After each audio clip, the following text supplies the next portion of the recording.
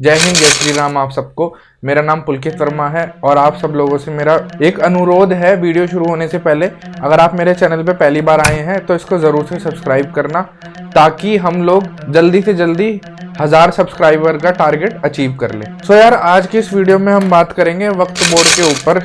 वक्त बोर्ड के लिए मैंने कुछ मेजर 5 पॉइंट बनाए हैं और मैं इन डिटेल उन 5 पॉइंट्स में आप लोगों को बताऊंगा कि वक्त बोर्ड क्यों जरूरी नहीं है हमारे देश के लिए। वक्त बोर्ड बिल जो कि हमारे देश में आजादी के बाद से चलता हुआ आ रहा है, उसके पास इस टाइम रेलवे के बाद भारत में सबसे ज्यादा जमीन है। वक्त बोर्ड के पास इतनी जमीन है कि वो आज के टाइम में एक नया उत्तर प्रदेश बना सकता है। पॉइंट नंबर 1, मेरा सवाल ये है कि अगर वक्त बोर्ड है तो हमारे इस देश में हिंदू बोर्ड भी होना चाहिए, क्योंकि भारत एक सेकुलर कंट्री है।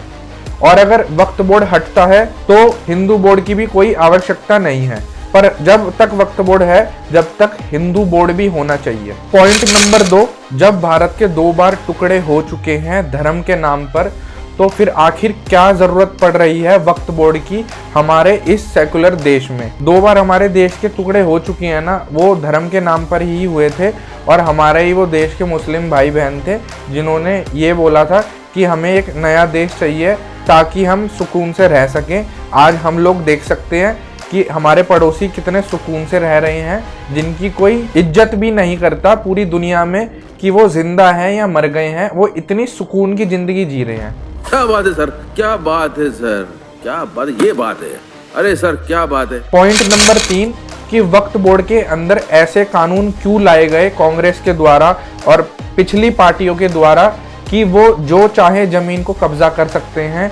जोन सी जमीन वक्त बोर्ड को अच्छी लगती है वो बिना कागज के बोल देते हैं ये हमारी जमीन है। मजा आया और मैं ये जो मजा है हिंदुस्तान के हर व्यक्ति को देना चाहता हूं। ऐसा क्यों हो रहा है?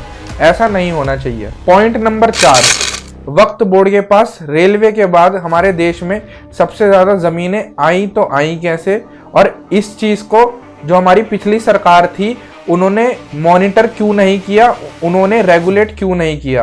अंधाधुंध तुम जमीन सैंक्शन करते गए और पैसे देते गए, और वहीं दूसरी साइड तुम हिंदुओं से टैक्स भी लेते हो, हिंदुओं के मंदिरों पर भी तुम्हारे कब्जे हैं और हिंदुओं से हर तरीके से तुम पैसे लेके दूसरी पार्टियों में बांट देते हो। और जब हिंदू अपने हक के लिए बात करे तो उसको अंधभक्त या कट्टर बोल के उस बात को टाल देते हो। तो ऐसा नहीं चलेगा। ये नया भारत है, यहाँ पे एक संविधान चलेगा और संविधान के हिसाब से जो चलेगा वो इस देश के साथ आगे चलेगा, नहीं तो उसकी टिकट कटा देंगे ऊपर की, वो ऊपर जाके अपने आप को समझे क्या है सिस्टम। और point number 5, Muslims are not minority in India. मैं ऐसा क्यों बोल रहा हूँ?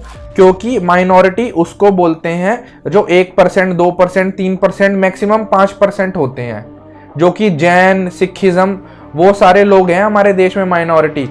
पर आप 20-25 करोड़ होके किसी को माइनॉरिटी नहीं बोल सकते। आज के भारत में जितना हिंदुओं का सहयोग है सरकार बनाने में, उससे कंधे से कंधा मिला के हमारा मुस्लिम भाई भी वोट डाल के आता है और हमारे देश की ग्रोथ में हेल्प करता है। तो हम मुस्लिम्स को किसी भी एंगल से माइनॉरिटी नहीं बोल सकते। They are not minority in this country now. ये कांग्रेस के टाइम पे हुआ था।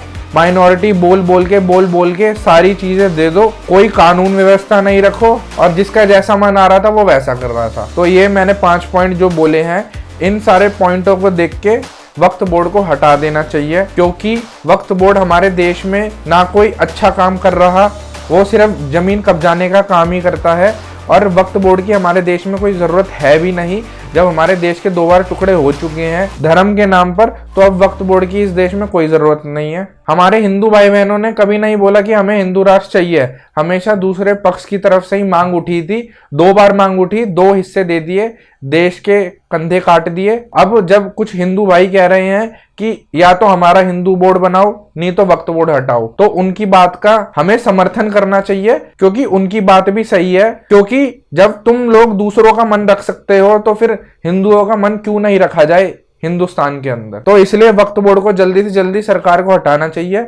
जय हिंद, जय श्री राम, भारत माता की जय।